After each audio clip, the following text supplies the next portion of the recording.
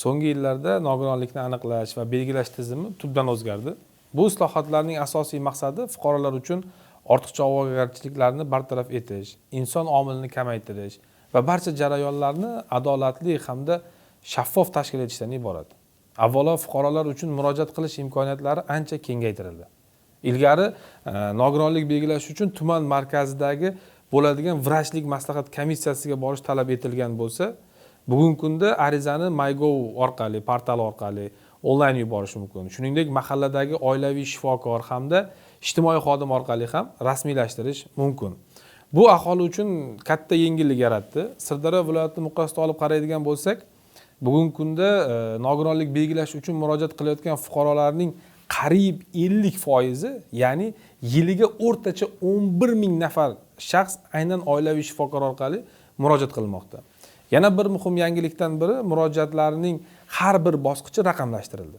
Endi fuqaro arizasi qabul qilingandan tortib tibbiy davolanish, tibbiy ijtimoiy ekspertiza komissiyasiga yo'llanma berish, nogironlik belgilash yoki rad etish bo'yicha barcha jarayonlar fuqarolarga SMS xabarnoma orqali ma'lum qilinadi.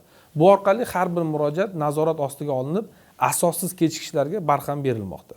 Islohotlar natijasida aholi uchun ortiqcha vaqt va xarajat talab qilgan talablar ham qayta ko'rib chiqildi. Masalan, avval nogironlik belgilanadigan kasalliklarning 50% ga, ya'ni 788 tasiga 120 kunlik majburiy davolanish talablari olib tashlandi.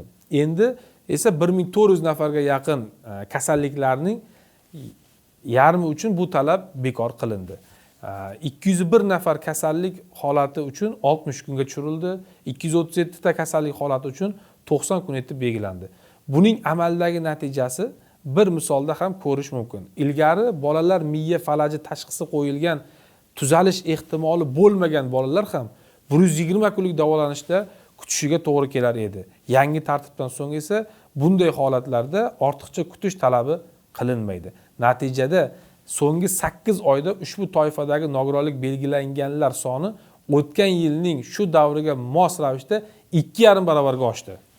Tibbiy tekshiruvlar ham ancha soddalashtirildi.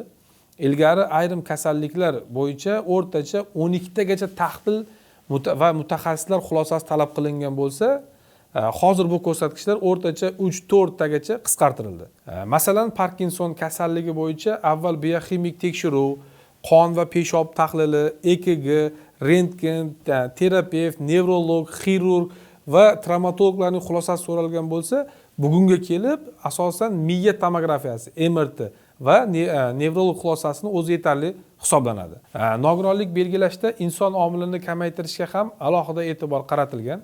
Nogironlik belgilanadigan kasalliklar soni 71 tadan 92 taga yetkazildi. Muddatsiz nogironlik belgilanadigan kasalliklar soni 69 taga. Fuqaroni komissiyaga chaqirmasdan hujjatlar asosida sirtdan belgilanadigan kasalliklar esa 48 tadan 60 tagacha ko'paytirildi. Buning natijasida so'nggi 8 oyda viloyat bo'yicha 732 nafar fuqarolarga hujjatlar asosida sirtdan nogironlik belgilandi. Bu o'tgan yilning shu davriga nisbatan qariyb 1,7 barobarga ko'p. Eng muhim o'zgarishlardan biri qaror qabul qilish jarayoni standartlashtirilganligi bo'ldi. Endi nogironlik guruhi uning muddati, reabilitatsiya choralari va parvarishga muhtojlik darajasi elektron tizim tomonidan belgilanadigan standartlar asosida avtomatik shakllantirilmoqda. Avtomatik shakllanadigan ma'lumotlar soni 6 tadan 33 taga oshirildi. Bu esa hujjatlarni rasmiylashtirish uchun ketadigan vaqtni 2 soatdan o'rtacha 20-25 daqiqagacha qisqartirish imkonini berdi. Bunday yondashuv adolatli qaror qabul qilishga xizmat qilmoqda. Masalan, avval bitta buyragi olib tashlangan bemorlar turlicha nogironlik guruhlari bilan belgilangan bo'lsa, hozirgi standartga muvofiq barchaga bir xil mezonda muddatsiz 3-guruh nogironligi belgilanadi. Yangi tizimning yana bir ijobiy natijasi shundaki, so'nggi 8 oyda 548 nafar fuqaroga zudlik bilan nogironlik belgilandi.